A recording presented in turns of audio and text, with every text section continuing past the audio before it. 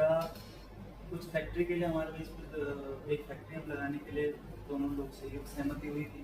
उसमें मैं as a professionally काम कर रहा था और जिसमें हमें 1 साल 1.5 साल के अंदर मशीनें लेनी थी, लेकिन इनके द्वारा बाद में मशीन लेने के लिए मना कर दिया गया, जिसमें अमाउंट लैप्स हो गई, जो कि एग्रीमेंट में मेंशन था, सारी चीज़ें मेंशन थी उसमें। उसके बाद इनके बेटे ने भी कुछ इन्वेस्टमेंट करके जहाँ पे हमने काफ़ी पैसा दिया है, इनको 80 लाख इन्वेस्टमेंट दिया और ऐसे और भी बहुत मसला है जिनको हमने खूब पैसा दिया है, विन टाइम पे दिया, लेकिन उस बारे में बात नहीं करना चाहते हैं।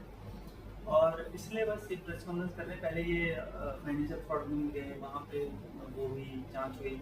उसके बाद ये लोग पुलिस पे गए, वहाँ जांच हुई। धीरेन्द्र रावत जी ने एक लेटर लिखा, उस पर जांच हुई। हर बार जांच होती है, हमें उसमें दोषी नहीं पाया जाता है, लेकिन ये लोग फिर भी नहीं रुकते हैं, फिर भी इन चीज़ों का यूज करते हैं और डिफेम करने की कोशिश कर रहे हैं और एक एक्सटॉर्शन का एक तरीका बना दिया है। मीडिया को गुमराह किया जा रहा है, मीडिया को गलत तथ्य दिए जा रहे हैं। ये नैनवाल जी का नाम भी जो है लगातार फेसबुक के माध्यम से जो कमेंट करते हैं, खबरों को लेके कमेंट करते हैं, जो पर्सनली मैसेज कर रहे हैं, क्या कुछ पूरा मामला है? आखिर इसके साथ आपका लेना देना क्या है? आखिरकार ये ऐसा क्यों कर रहे हैं? कि क्या कोई साजिश है या कोई पर्सनल एंगल है? तो पर्सनल एंगल तो मुझे नहीं पता कि क्या है, बाकी वो ज़्यादा बेहतर से इस बात को जान सकते हैं कि पर्सनल एंगल उनका क्या है। मेनली क्या है कि उन्होंने किसी के माध्यम से कुछ 10-1 लाख रुपए कुछ इन्वेस्टमेंट किया था, जिसके वजह में उनके बैंक के अकाउंट में 20-22 लाख रुपए हमने ऑलरेडी डाल रखे हैं। और उसके बाद इन सब लोगों को जो मुझे सुनने को मिल रहा है कि सब लोगों को जोड़ के कभी यहाँ जाके वहाँ जाके हमारे खिलाफ साजिश करते हैं, एक्सटॉर्शन का एक तरीका बना रखा है सर इनने। ये दीजिए वो दीजिए, अपने आप को अधिकारी बताते हैं। मुझे तो नहीं पता कहाँ के अधिकारी। देखो, मेरी पर्सनल उनसे कोई दुश्मनी नहीं है, उनसे क्या मेरी किसी से कोई दुश्मनी नहीं है, लेकिन अगर वो इस तरीके से पर्सनल हमला करेंगे, उन्हें हमारे फादर इन लोगों को जाके अनशन बोला, हमारे घर के बाहर आके बहुत बार उन्हें हंगामा किया, ये सब चीज़ें करी हैं, लेकिन हमने उस बात पे पेशेंसली रहे, हम अपने धर्म को निभाया, हमने अपना काम करते रहे। लेकिन उस व्यक्ति को मुझसे पर्सनली क्या दुश्मनी है ये तो व्यक्ति जान सकता है। मैंने तो पैसे भी दिए हैं और सम्मान भी उनका पूरा किया है। खंडेलवाल जी का भी नाम काफी चल रहा है आपके पूरे इस प्रकरण में, कुछ क्या कुछ कहेंगे उनके बारे में? बेसिकली वो भी मेरे वाइफ के मौसा हैं और उन्होंने भी कुछ इन्वेस्टमेंट करे थे हमारे संग, शायद 1 करोड़ के आसपास। तो मैं उनको 2 करोड़ 16 लाख रुपये वाइट में दे चुका हूँ।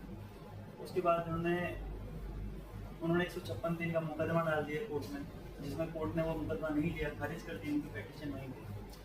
और वो बार बार कहते हैं मेरे पैसे। मुझे समझ में आया मेरे कौन से पैसे हैं जब मैं दे चुका हूँ। दूसरी बात, उन्होंने फेसबुक पे भी डाला था एक वाइफ मेरी और मेरी वाइफ को बहुत अभद्र भाषा में बंटी बबली ऐसा कुछ भाषाएं लिखी थी, जो कि सीधा सीधा बदनाम करना चाहते हैं, जब सामाजिक हत्या करना चाहते हैं हम लोगों के। यही उन लोगों के इंटेंशन है और कुछ भी मुझे समझ में आता है। अच्छा, सबसे बड़ा सवाल मेरे जो जहन में है, जो इस पूरे प्रकरण में मुझे समझ में आया, ये ठगी हो चुकी है या ठगी करने की कोशिश की जा रही है?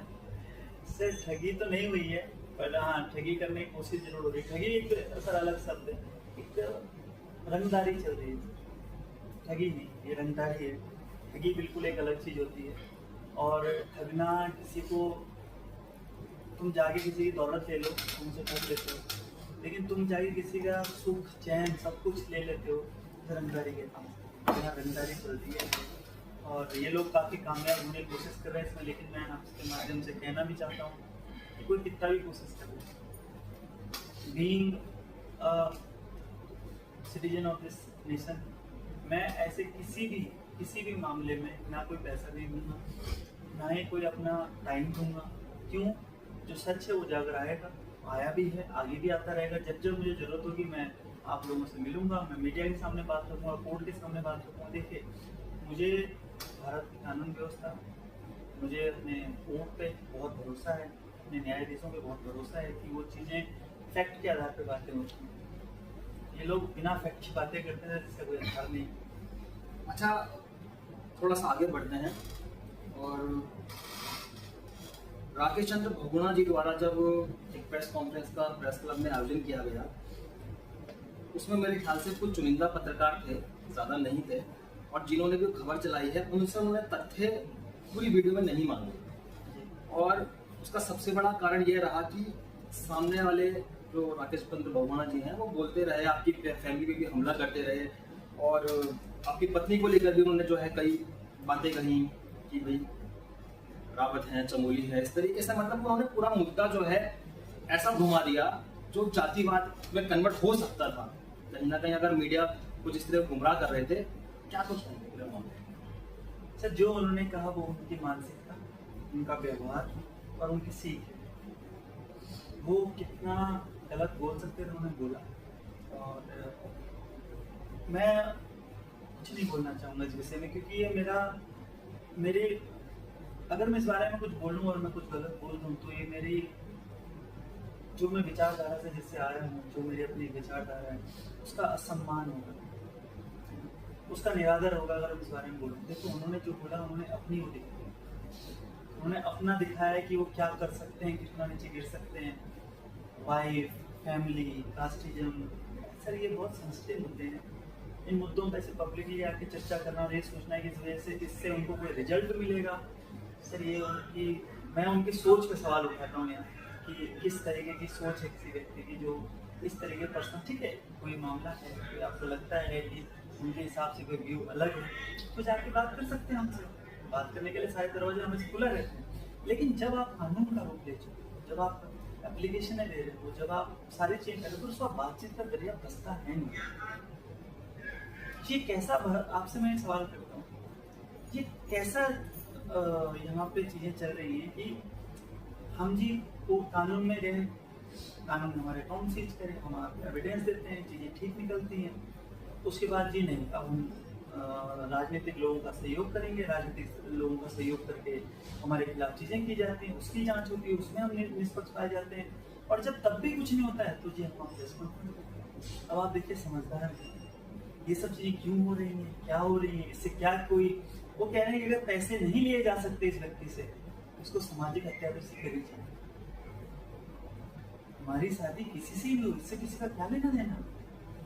हम तो नहीं टिप्पणी कर रहे हैं, हम भी बहुत सारी चीजें जानते हैं, पर हम टिप्पणी नहीं करेंगे, हम इतने गिरे हुए व्यक्ति नहीं हैं और हम इतने असामाजिक बातें नहीं कर सकते। आपको नहीं लगता है कि जो आपकी भाषा शैली है, जो आप मर्यादा पार नहीं कर रहे हैं, वही सबसे बड़ी आपकी कमजोरी बनती जा रही है? इस वजह से भी लोग आप पे हमला करने में लगे हुए हैं। आप देखिए, क्या है कि मैं बड़ी एक चीज़ फॉलो करता हूँ कि अगर कोई लालची है, उसे लालची रहने दो, खुद लालची मत बनो। कोई आदमी असभ्य है, खुद असभ्य मत बनो, खुद सभ्य बने। कोई आदमी ग्रेडी है, खुद ग्रेडी मत बने, खुद नॉर्मल बनो। एंड ऑफ द डे जो लड़ाई है वो उसके और आपके बीच में नहीं है, आपके और उसके बीच में। समझ रहे हैं? लास्ट में जब सवाल ऊपर जाके किया जाएगा तो ये नहीं किया जाएगा उसने मेरे लिए क्या बोला, मैंने उसके लिए ऐसे क्यों बोला। वहाँ से एक सवाल होगा, तुमने ऐसा क्यों किया। देखो, मैं बहुत मानता हूँ भगवान में, और मुझे ऐसा लगता है कि अगर मेरी इस सरलता को मेरी कमजोरी समझा जा रहा है तो ये उन लोगों की हार है। सरल होना गलत नहीं है, श्री राम भगवान पूरे जीवन में सरल रहे हैं, इसका मतलब ये है कि उन्हें वीक समझा जाएगा। हम आए आज अपनी बात करें, और अगर हमें कभी भविष्य में और कठोर कदम उठाने पड़ेंगे तो हम उठाएंगे, लेकिन मैं मर्यादा शब्दों से नहीं लाऊंगा, तो नहीं लाऊंगा। ये मेरा अपना एक जीवन जीने का एक तरीका रहा है, और मैं ऐसे ही। तो ये थे हमारे साथ अंकित रावत जी, जो देख सकते हैं आपकी ईडीआर कंपनी के निदेशक होने के बावजूद भी कितने सरल हैं, और जिस तरीके से इनको बदनाम करने की कोशिश की जा रही है, इनके परिवार पे जो है निजी हमले किए जा रहे हैं, इनको कई जगह से अपना घर भी जो है खाली करना पड़ा, क्योंकि वो लोग वहाँ पर भी जाके उत्पात मचा चुके हैं, जिनके द्वारा जब शिकायत की गई है। ऊपर से जब बोला जाता है तो कहीं ना कहीं व्यक्ति को आगे बढ़ना पड़ता है अपनी लाइफ में भी।